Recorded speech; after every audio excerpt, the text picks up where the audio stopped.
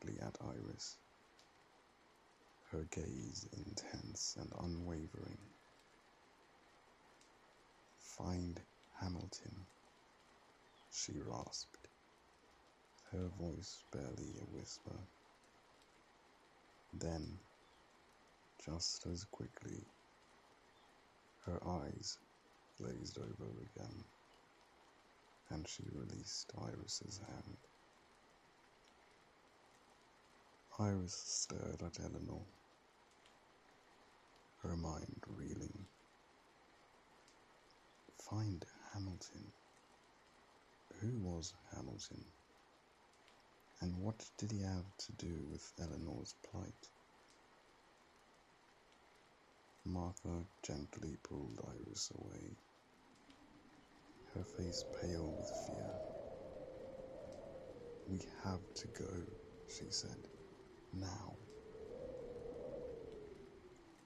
As they slipped out of the wing, Iris couldn't shake the feeling that Eleanor had just entrusted her with a vital piece of the puzzle.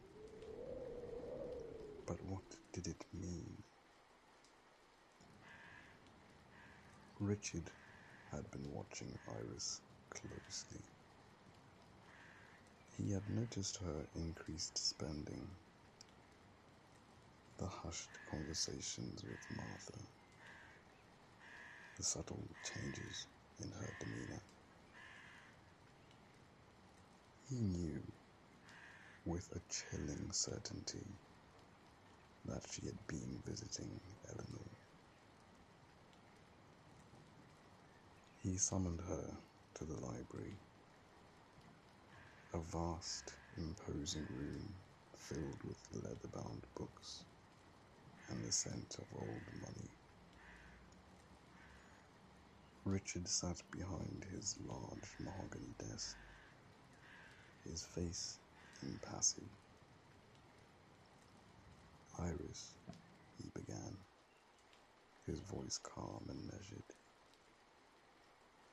"I understand you've been paying visits to Eleanor." Iris's heart sank. She had been caught. She decided to be forthright. "Yes, Mr. Monroe, I have." Richard steepled his fingers, his eyes boring into her. "And why, pray tell, would you defy my explicit instructions and consort with a woman who is clearly not in her right mind?" "Because I care about her," Iris said, her voice trembling slightly, but unwavering. "Because I don't believe she deserves to be locked away and forgotten. Because I think she might have something important to say." Richard sighed, a hint of weariness in his voice. "You're a naive young woman, Iris. You don't understand the complexities of power, the sacrifices that must be made to maintain it." He leaned forward, his gaze intense. "Power is not a game, Iris. It's a responsibility. It's the ability to shape the world, to protect those who cannot protect themselves. But it requires difficult choices. Choices that may seem cruel or unjust to those who lack the vision to understand them." He stood up and began to pace, his voice rising in intensity. world is not a fair place, Iris. There are strong people and weak people, leaders and followers. The strong must govern the weak for their own good. It's the natural order of things. But what about compassion? Iris protested. What about empathy?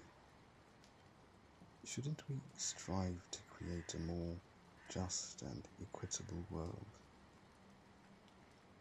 Richard scoffed. Sentimentality is a luxury that the powerful cannot afford. The world is a jungle, Iris, and only the ruthless survive. You must be willing to do whatever it takes to achieve your goals, to protect your interests. You must be willing to crush your enemies, to betray your friends if necessary. Iris recoiled, horrified by his words. That's a terrible way to live, she said. To be constantly suspicious, to see everyone as a potential threat. Richard stopped pacing and fixed her with a cold, calculated stare. You asked me once why I am the way I am, why I'm so ruthless. He paused, then delivered his chilling analogy. If two people were equally smart, only the one with thumbs can climb to the highest part of the tree. And you believe that ruthlessness is your thumb? Iris asked, a chill running down her spine. Richard smiled, a chilling, mirthless expression. It is the tool that has allowed me to climb to the top, and it is the tool that will allow me to stay there. Iris felt as though she had been plunged into an ice bath. Richard's words, his touch, his chilling philosophy, it all left her feeling violated and deeply disturbed.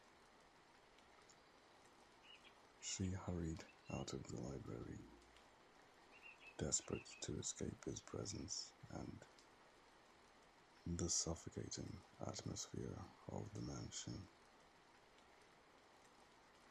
As she walked, she replayed the conversation in her mind, trying to make sense of it. Richard hadn't threatened her, not directly. He had simply laid out his worldview, a worldview that saw compassion as weakness and ruthlessness as strength. He had made it clear that he was willing to do whatever it took to maintain his power, and he expected those around him to fall in line. His final words, delivered with a disturbingly intimate gesture, were both a warning and a proposition. He wanted her to support Damien, to encourage his ambition, to help him climb the ladder of success. In return, he would ensure that Damien's career continued to flourish. It was a devil's bargain, a Faustian pact disguised as a gesture of goodwill. But Iris knew that Richard's support came with a price. He wanted her to be his accomplice, to turn a blind eye to his ruthlessness, to become complicit in his schemes. He wanted her to abandon her principles, to sacrifice her conscience on the altar of ambition. She reached her studio, locking the door behind her. She needed time to think, to process what had just happened. She paced back and forth, her mind fiddling with scattered thoughts. Should she tell Damien about Richard's proposition? She hesitated.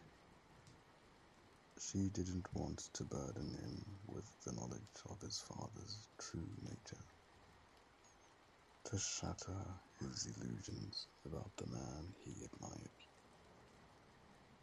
But could she keep such a secret from him? She looked at her paintings, her sanctuary, her refuge from the darkness of the Monroe world.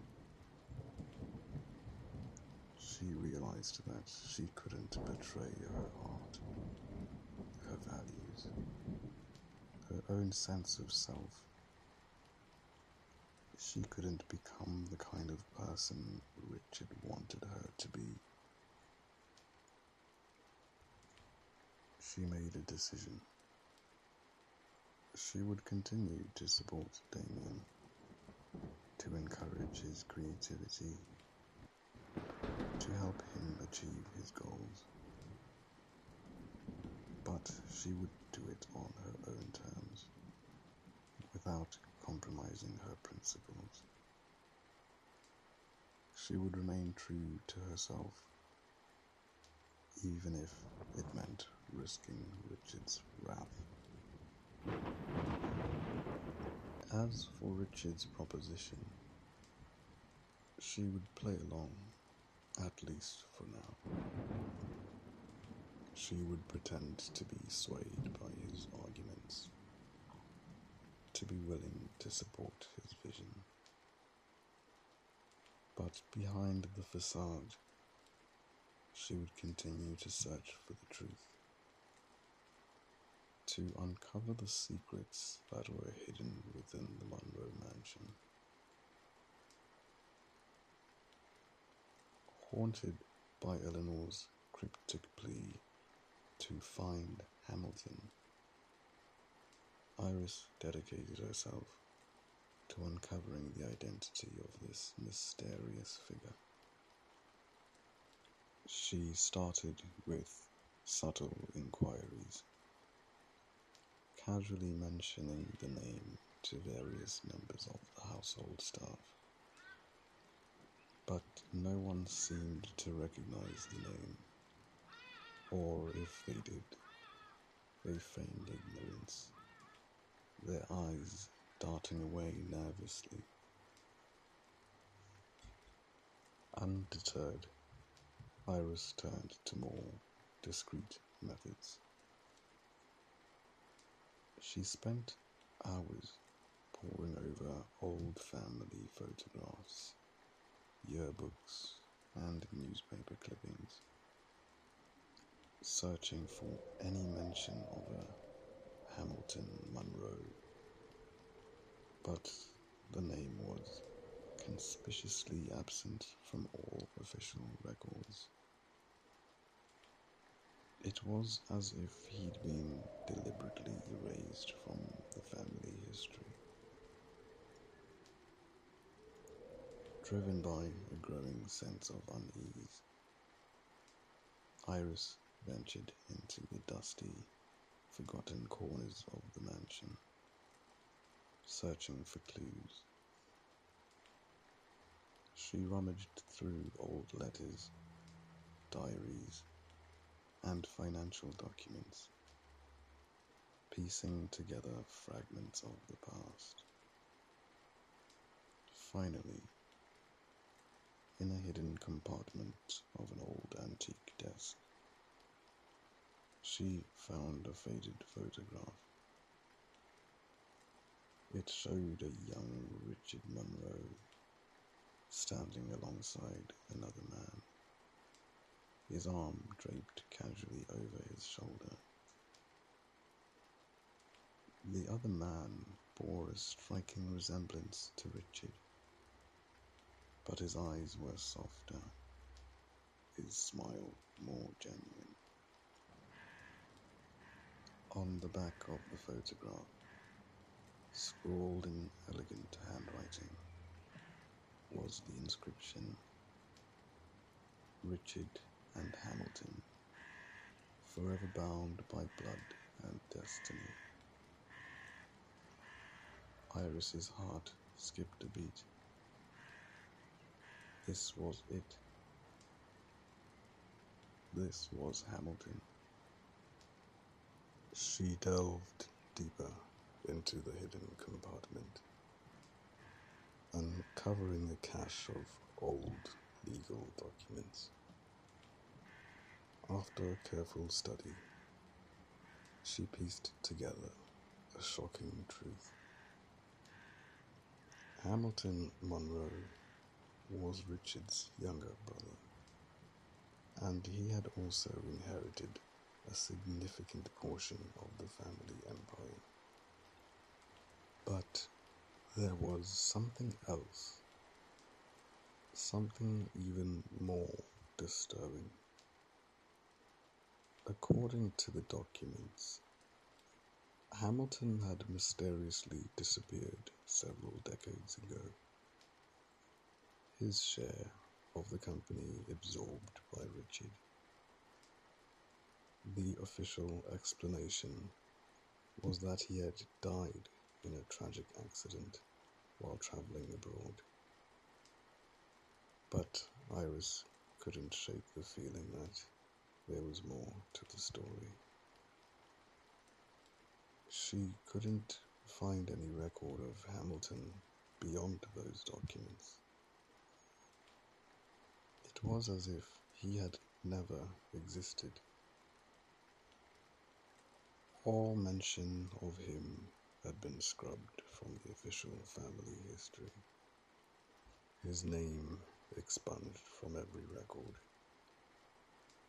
It was a deliberate and systematic erasure, orchestrated by someone with immense power and influence. Iris felt a mixture of excitement and dread.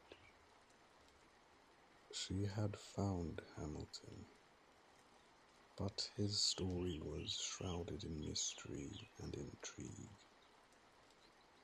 Who was he? What had happened to him? And why had Richard gone to such lengths to erase him from history? She knew she couldn't share her discovery with anyone, not even Damien. The truth was too dangerous, too volatile.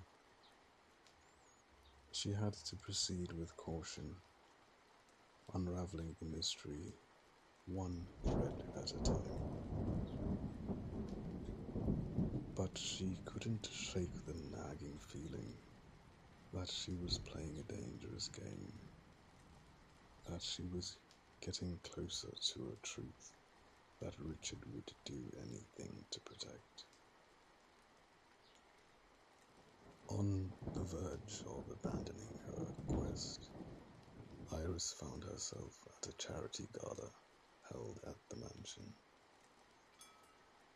The glittering event, filled with the city's elite, felt increasingly hollow and grotesque.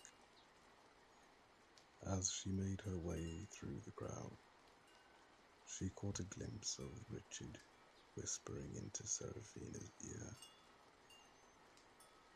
his hand caressing the back of her neck before he placed a lingering kiss. The possessive gesture, the blatant disregard for propriety, sent a wave of nausea through Iris. It was a stark reminder of the kind of person Richard was, the kind of world she was trapped in. And it triggered a terrifying realization. If she didn't do something, if she allowed herself to be consumed by the Monroe family's twisted values, she could end up turning into Seraphina, a hollow shell of ambition and deceit. Fueled by a renewed sense of purpose, Iris returned to her investigation with renewed vigor. She sought out Martha, pressing her for any information she might have about Hamilton. Reluctantly, Martha revealed a rumor she had overheard years ago. A whisper about a quiet village far away, a place where Richard had supposedly sent someone to disappear. Using this vague tip, Iris concocted a story about visiting a sick relative and convinced Damien to let her leave the mansion for a few days. She drove for hours, following a winding road that led her deep into the countryside, to a village marked by abject poverty and despair. After asking around, she was directed to a dilapidated shanty house on the outskirts of town. Hesitantly, she knocked on the door. A woman with tired eyes opened it, her face etched with a mixture of suspicion and weariness. Inside, Iris found a loving, if impoverished, family. A man sat at the table, his face bearing an uncanny resemblance to Richard, but with a spark of life and warmth that was missing in his brother. It was Hamilton, aged and worn, but unmistakably Hamilton. The family, initially wary, offered Iris food and shelter. As they shared a simple meal, Iris revealed her identity, explaining that she was married to Damien Monroe, and that she was trying to understand what had happened to Hamilton. Hamilton's face paled. He clutched his wife's hand, fear flickering in his eyes. "You shouldn't be here," he said, his voice trembling. "It's not safe for you, or for us." His wife, her eyes filled with concern, echoed his sentiments. "Please, you have to leave. Richard can't find out that you've been here." As they pleaded with her to leave, Iris noticed something that made her blood run cold. Both Hamilton and his wife were missing their thumbs. The realization struck her with the force of a physical blow. Richard's words echoed in her mind. If two people were equally smart, only the one with thumbs can climb to the highest part of the tree. She suddenly understood the chilling depths of Richard's ruthlessness, the extent to which he was willing to go to eliminate any perceived threat to his power. He hadn't just erased Hamilton from the family history. He had disabled him, crippled him, ensuring that he could never challenge his dominance. Horrified and shaken to her core, Iris agreed to leave. She promised Hamilton and his family that she wouldn't reveal their location, that she would protect their secret. As she drove back to the mansion, the weight of her discovery settled upon her. She had found Hamilton, but the truth was far more horrifying than she could have ever imagined. She was trapped in a family of monsters. Back in the mansion, Iris kept the secret of her discovery, struggling to reconcile the love she felt for Damien with the monstrous actions of his father. She felt trapped, torn between her desire to protect Damien and her growing sense of responsibility to expose Richard's crimes.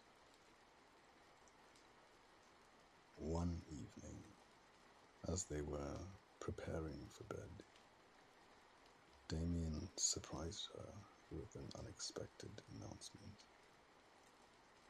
"I have a surprise for you," he said, his eyes shining with excitement. "I've been working on something for a while, and I finally finished it today." He led her to his study, where a stack of legal documents lay on his desk.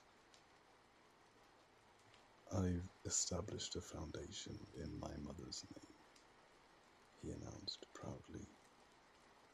"The Eleanor Monroe Foundation. And I want you to run it." Iris was stunned. "Damien, that's incredible," she said, her voice filled with emotion. "I know how much you care about helping others," Damien continued, "and I know how much you've been affected by my mother's situation. I thought this would be a way for you to make a real difference in the world." He paused, his expression becoming more serious.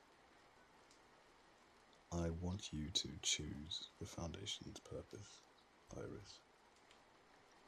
You can focus on mental health, support for the disabled, whatever you think is most important. It's your vision, your project." Tears welled up in Iris's eyes. She was deeply touched by Damien's generosity and his faith in her. She knew that he was trying to give her a sense of purpose.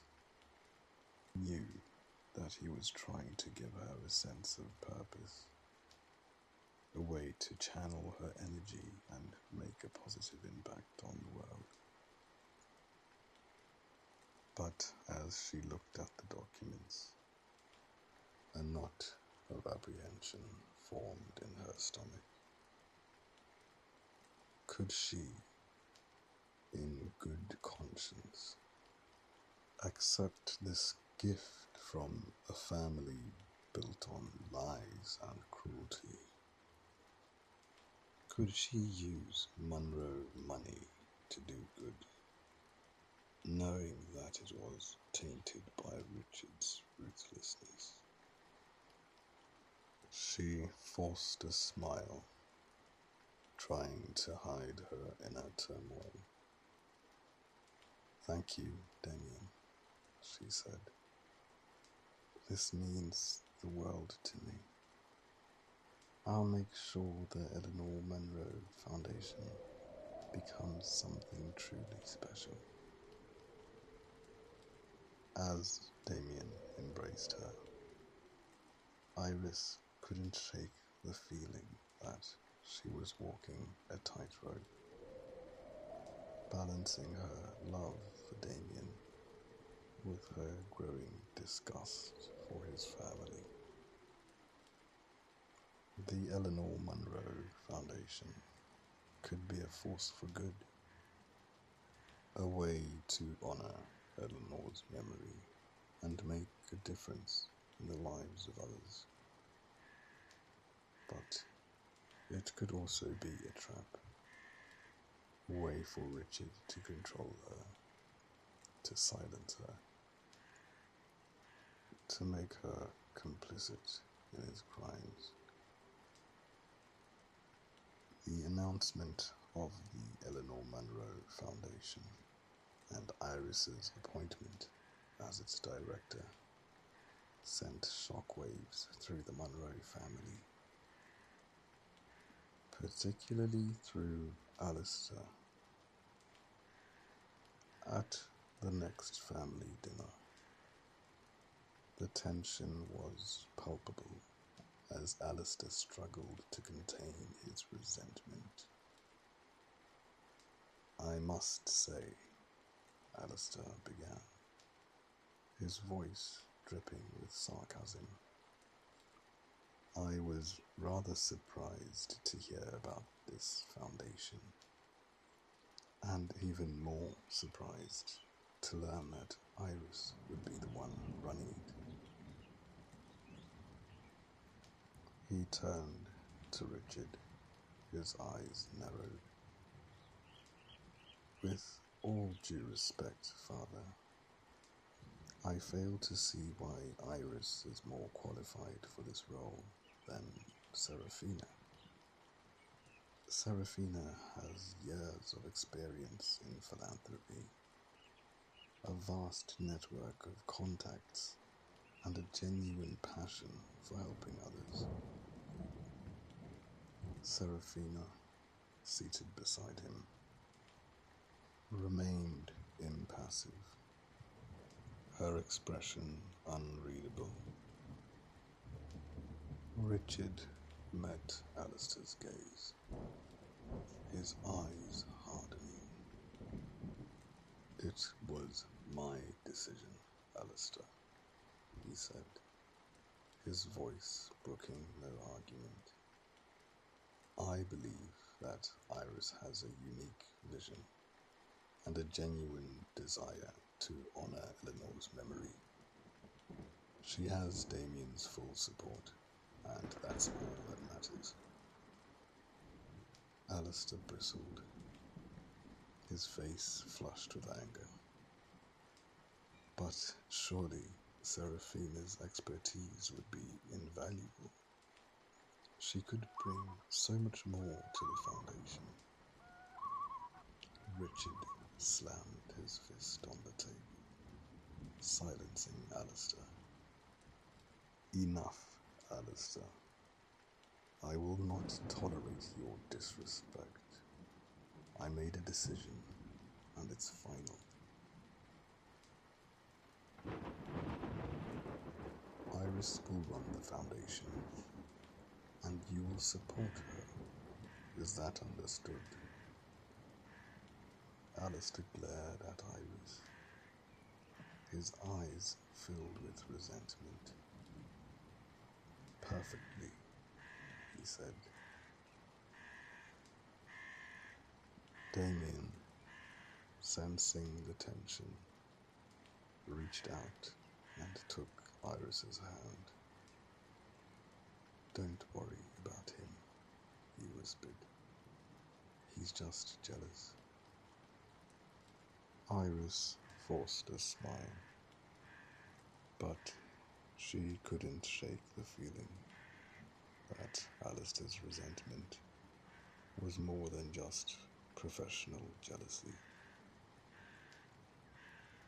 It was a deep-seated anger, fueled by his own sense of inadequacy and his desperate need for his father's approval. As the dinner progressed, Alistair made several veiled jabs at Iris, questioning her qualifications and suggesting that she was out of her depth. But Iris refused to be drawn into his games. She remained calm and composed, focusing on her conversation with Damien and ignoring Alistair's snide remarks. After dinner, as they were leaving the dining room, Serafina approached Iris, her expression surprisingly sympathetic. "Don't pay any attention to Alistair," she said, her voice soft. "He's just upset that he wasn't consulted. He has a tendency to be rather territorial when it comes to family matters." Iris nodded, but she couldn't shake the feeling that Serafina was playing a game of her own. Was she trying to offer genuine support? Or was she simply trying to gather information to assess Iris's strengths and weaknesses? As she walked away, Iris couldn't help but wonder what Alistair and Serafina were planning. She knew that they wouldn't let this slight go unanswered. They would find a way to undermine her, to discredit her, to seize control of the Eleanor Monroe Foundation for themselves. Emboldened by Damien's trust and armed with her new position as director of the Eleanor Monroe Foundation, Iris began to implement her plan. She understood that to uncover the truth and expose Richard's crimes, she needed access to information, influence, and a disguise that would allow her to move freely within the Monroe family's inner circle. First, she used her authority to request a vast trove of family documents, financial records, and historical archives. She justified her request by arguing that she needed a deep understanding of the Monroe family's history, values, and philanthropic endeavors to ensure that the Foundation's activities were aligned with their core principles. Richard surprisingly granted her request without hesitation. He seemed to believe that Iris was finally falling into line, becoming a loyal member of the family. He saw her actions as a sign that she was embracing the Monroe way of life, prioritizing wealth and power over idealistic notions of justice and compassion. Next, Iris transformed her appearance, adopting a more glamorous and sophisticated style. She invested in expensive clothes made from the finest Monroe textiles fabrics, showcasing the family's products and signaling her allegiance to her brand. She attended high society events, cultivated relationships with influential figures, and projected an image of wealth, success, and unwavering loyalty to the Monroe family. It was a calculated performance, a Trojan horse designed to gain Richard's trust and lull him into a false sense of security. Behind the facade, Iris was meticulously gathering evidence, piecing together the puzzle of Hamilton's disappearance and Richard's other misdeeds. But her most daring move was yet to come. Using her influence over Martha, Eleanor's nurse, Iris managed to subtly switch out Eleanor's medication with placebos that looked identical to the original pills. It was a risky gamble, but Iris believed that it was necessary to clear Eleanor's mind, to give her a chance to remember the truth and reveal the secrets she had been forced to suppress for so many years. Now, all she could do was wait. Wait for Eleanor to awaken. Wait for the truth to emerge. And wait for Richard to reveal his hand. She knew she was playing a dangerous game. That one wrong move could expose her and put her and Damien in grave danger. But she was determined to see it through, to bring Richard to justice, and to honor Eleanor's plea to find Hamilton. As Iris continued her charade, playing the part of a devoted Monroe family member, while secretly investigating Richard's past, she found herself increasingly targeted by Alistair's animosity. He seemed to sense that she was up to something, that her transformation was more than just a genuine embrace of the Monroe lifestyle. Alistair's resentment manifested in subtle but unsettling ways. He began making snide remarks about her appearance, her intelligence, and her qualifications for running the Foundation. He questioned her motives, insinuating that she was using the Foundation for her own personal gain. His verbal abuse escalated over time, becoming more direct and more personal. He would corner her at family gatherings, launching into tirades about her naivete, her arrogance, and her betrayal of the Monroe family values. "You think you are so clever, don't you, Iris?" he sneered one evening as they were leaving the charity event. "You think You can waltz into our lives and change everything. But you are just a pawn in our game, a puppet on our strings. Iris tried to ignore him, to dismiss his words as the rantings of a jealous and insecure man.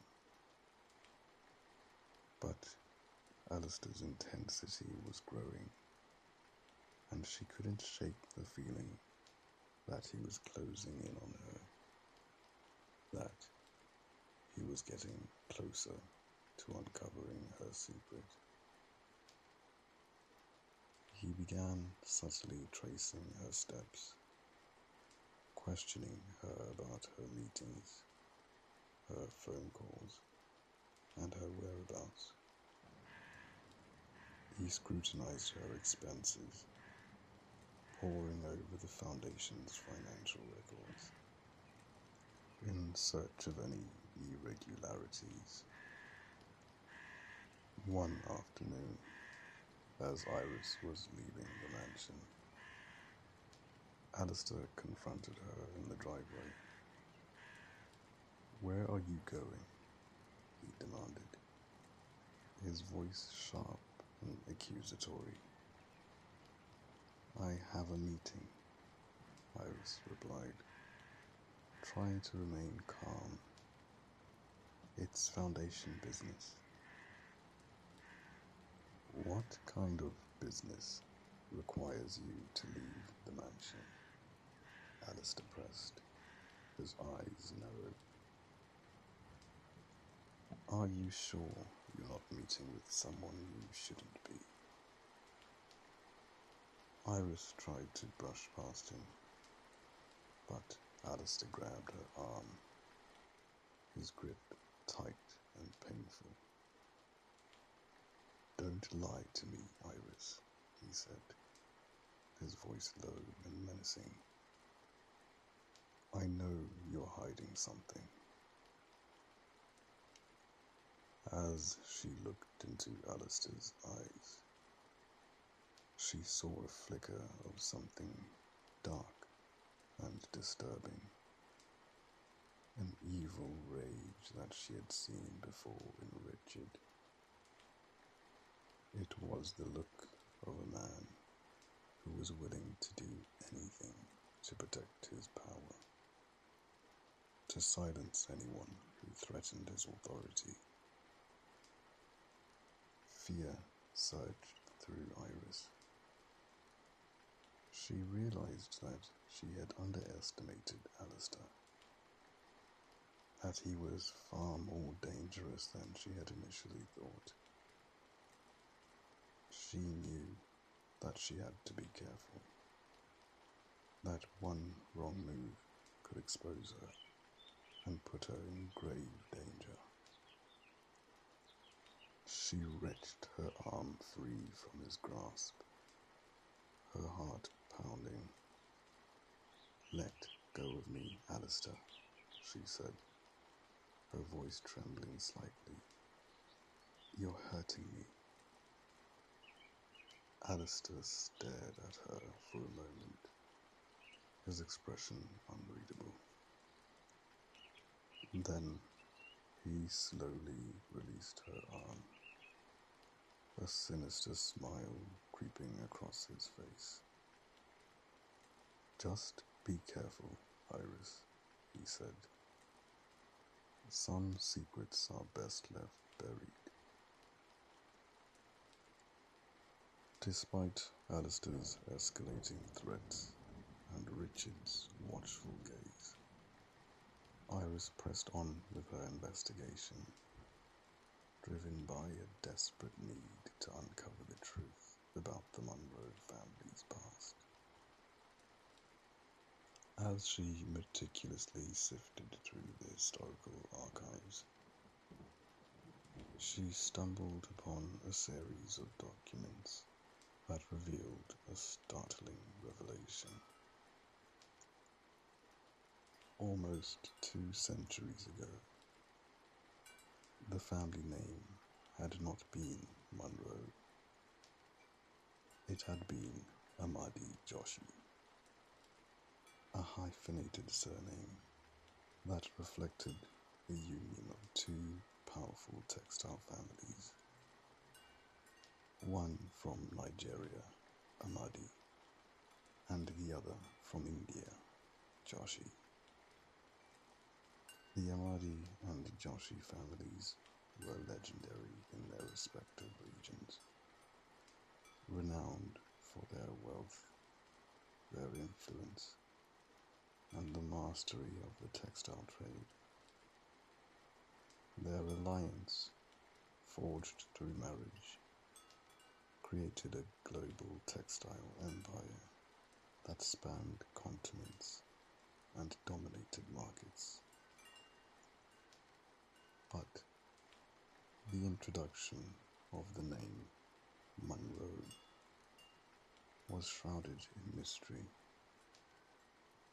The documents provided only vague explanations, citing a desire for a more Western-sounding name to facilitate trade with European and American markets.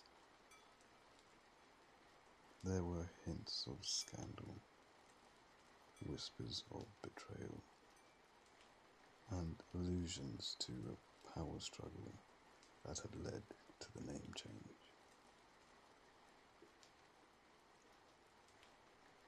The details were frustratingly incomplete, leaving Iris with more questions than answers. Why was the Amadi Joshi name abandoned?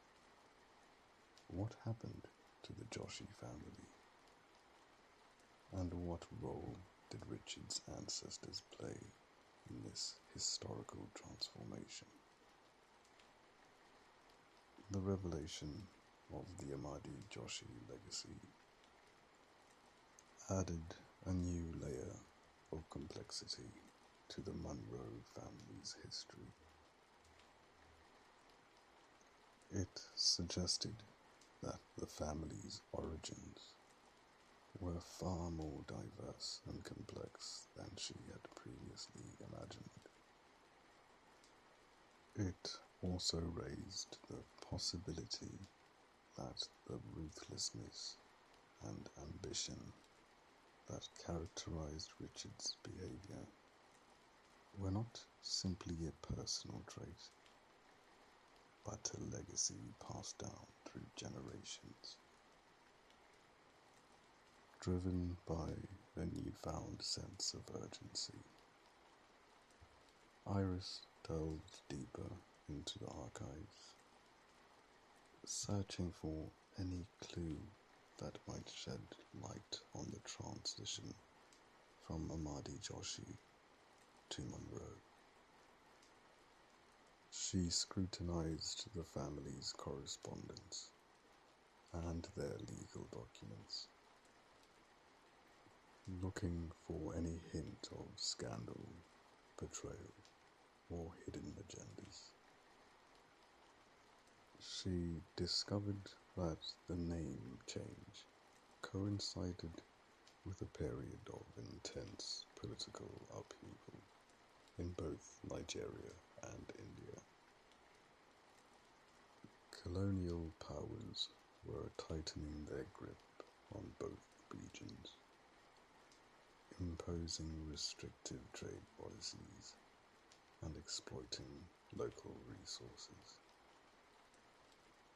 Could it be that the Amadi Joshi family had been targeted by colonial authorities, forced to abandon their name and their heritage to protect their wealth and their power? Or was there something even more sinister at play? The revelation of the Amadi Joshi lineage and the stark contrast between the family's vibrant, multi-ethnic past and their current European appearance sent a jolt through Iris. The faces in the old photographs, adorned in magnificent traditional garb, spoke of a heritage rich in culture and tradition, a heritage that had been deliberately erased and replaced with a fabricated identity. The obvious difference in skin tone between the Ahmadi Joshis and the modern Monroes was impossible to ignore. It was a visual representation of the family's betrayal of its own roots, its willingness to sacrifice its heritage for wealth and power. Fueled by a burning desire to uncover the truth, Iris became even more determined to speak with Eleanor, the one person who might hold the key to understanding the family's hidden history. But gaining access to Eleanor was becoming increasingly difficult, with Alistair watching her every move. Days turned into weeks, and Iris found herself trapped in a constant state of anxiety, torn between her desire to investigate and her fear of being discovered. She knew that she was walking on thin ice, that one wrong move could expose her and put her in grave danger. Then, one afternoon, as Iris was leaving the board meeting, Serafina approached her. "Iris," she said, her voice low and urgent, "I need to talk to you." She led Iris to a secluded corner of the mansion, away from prying eyes. "I know what you're doing," Serafina said, her gaze intense. "I know you're trying to uncover the truth about the family." Iris's heart skipped a beat. She had been discovered. "I don't know what you are talking about," she stammered, trying to regain her composure. Serafina smiled, a knowing, almost sympathetic expression on her face. "Don't worry," she said. "I'm not going to expose you. In fact, I want to help you." Iris stared at her, incredulous. "Why?" Serafina hesitated, then sighed. "Let's just say that I have my own reasons for wanting to see the truth come out," she said. "I know that you've been trying to visit Eleanor. I can help you. Tomorrow at noon, I'll make sure that Alistair is occupied. Meet me at the back entrance to Eleanor's wing. Be discreet." With that, Serafina turned and walked away, leaving Iris standing alone, her mind reeling. Was this a trap? Was Serafina setting her up, luring her into a situation that would expose her to Richard's wrath? Or Was she genuinely trying to help? Offering a lifeline to a fellow prisoner in the Monroe family's gilded cage. The rest of the day passed in a blur of anxiety and uncertainty. Iris struggled to decide whether to trust Seraphina's offer. On the one hand, it was an opportunity to finally speak with Eleanor to uncover the secrets that had been hidden for so long.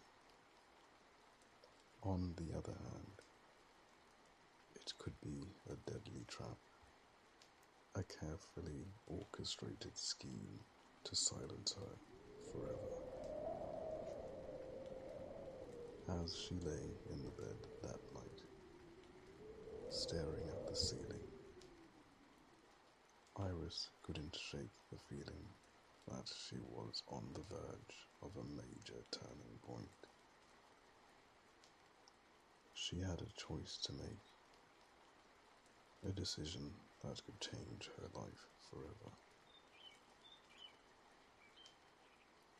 Torn between hope and trepidation, Iris made the decision to trust Seraphina, at least for now. She met her at the back entrance of Eleanor's wing. Seraphina, true to her word, confirmed that Alistair was safely occupied at a conference in a neighbouring suburb. She opened the door, her expression unreadable. "He won't be back for hours," she said. "But be warned, Iris. You're on your own now. Whatever happens to you is of your own doing." With that, she stepped aside, allowing Iris to enter the forbidden wing. Iris walked down the dimly lit corridor, her senses on high alert. She reached Eleanor's room and cautiously opened the door.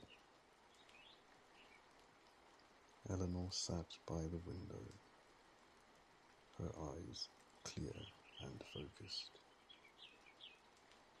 For the first time since their initial encounter, she seemed fully lucid. "Iris," she said, her voice weak but steady. "Thank you for coming. I have so much to tell you."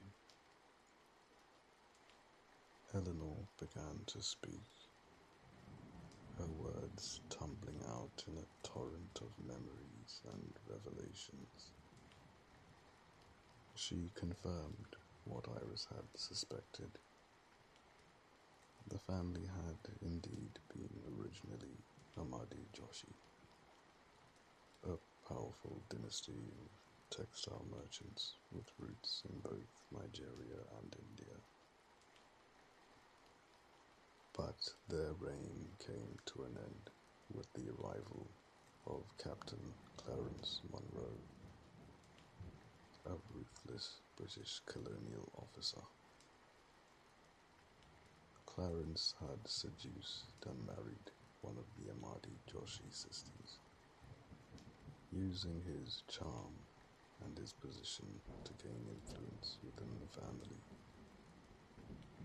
Then, slowly but surely, he had systematically placed himself at the helm of the family empire, exploiting the prevailing colonial laws that favoured European interests.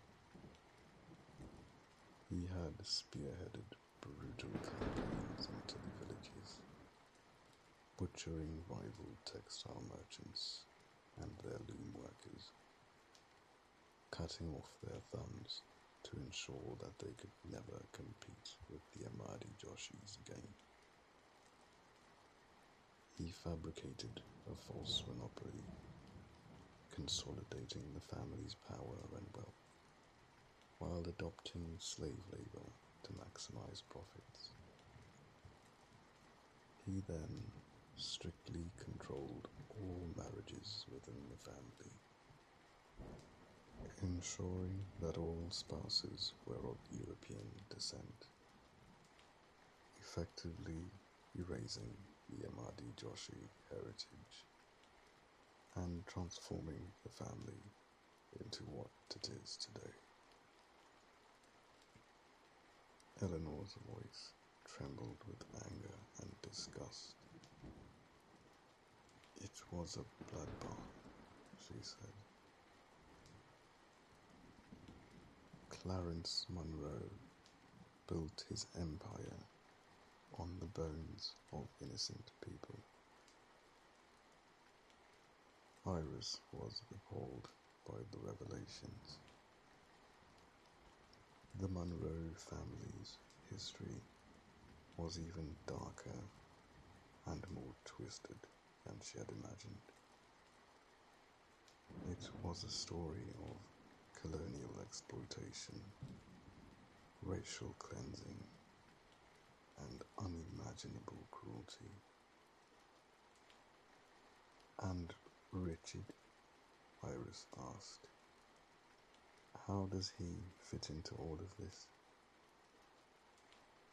Eleanor sighed, her eyes filled with sorrow. "Richard is a monster," she said.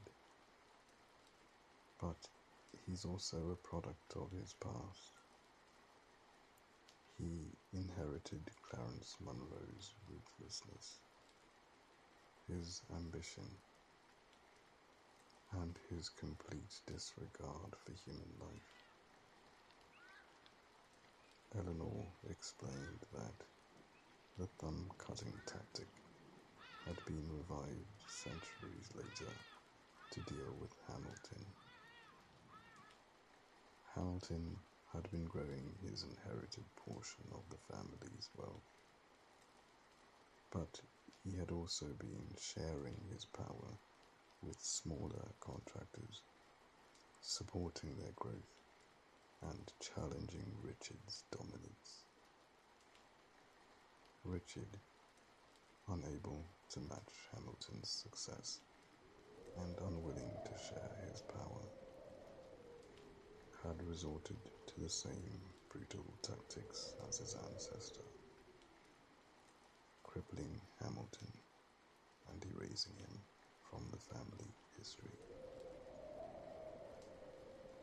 As Eleanor finished her story, tears streamed down Iris's face. She felt a profound sense of sadness and outrage, a burning desire to expose the Monroe family's dark secrets and bring Richard to justice. As Eleanor finished recounting the horrors of the Monroe family's past, a chilling voice echoed from the doorway. "So, the truth finally comes to light," Richard said, his eyes glinting with rage. He slammed the door shut, locking Iris and Eleanor inside. Both women gasped, fear gripping their hearts. "You shouldn't have come here, Iris," Richard hissed. "You should have listened to me. Now you'll both pay the price." A struggle ensued. Richard lunged at Iris, slapping her across the face and grabbing her, intent on silencing her forever. She fought back with all her might, but Richard was far too strong. His movements fueled by a lifetime of ruthlessness and desperate desire to protect his secrets. Just as he was about to overpower her, Eleanor, fueled by a lifetime of suppressed rage and a desperate desire to protect Iris, seized a nearby fire poker. With a primal scream, she plunged the poker into Richard's back, piercing his heart. "Monster!" she shrieked, her voice filled with righteous fury. Richard collapsed to the floor, his body convulsing. The sound of the struggle alerted the staff, who rushed to the scene and unlocked the door.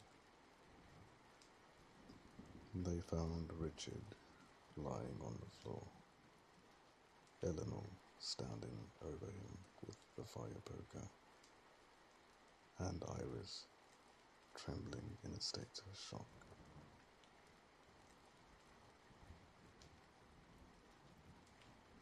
Richard Monroe was dead. His funeral was a grand affair, attended by friends and enemies alike, all eager to pay their respects to the fallen titan of the textile industry. Alistair, ever the opportunist, seized control of the narrative, spinning a tale of a burglary gone wrong.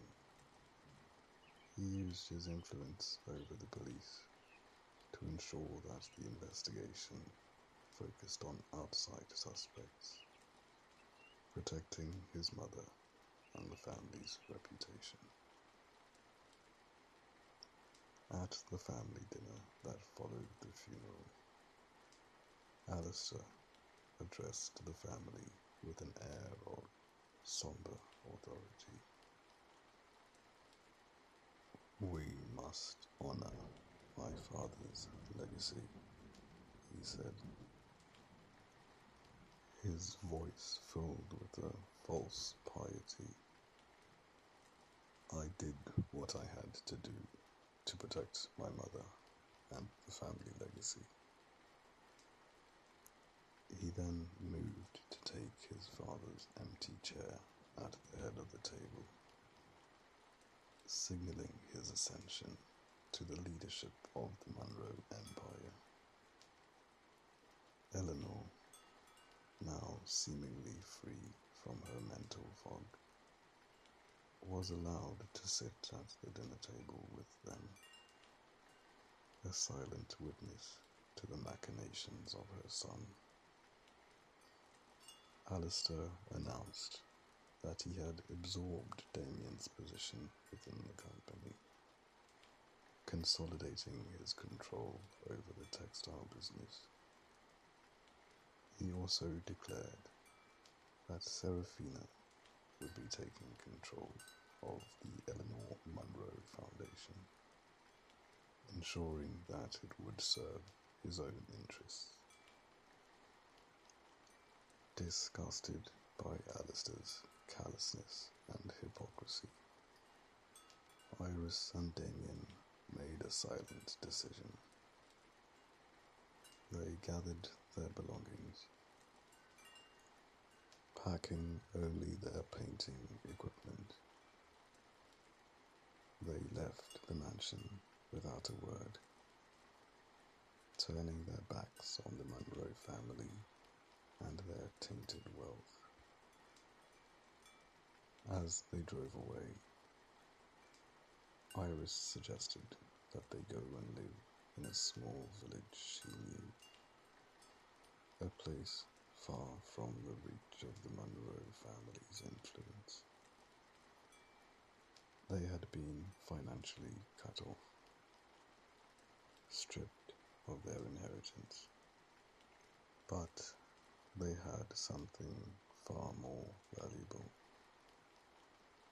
their love for each other, their artistic talent, and their freedom to create a new life on their own terms.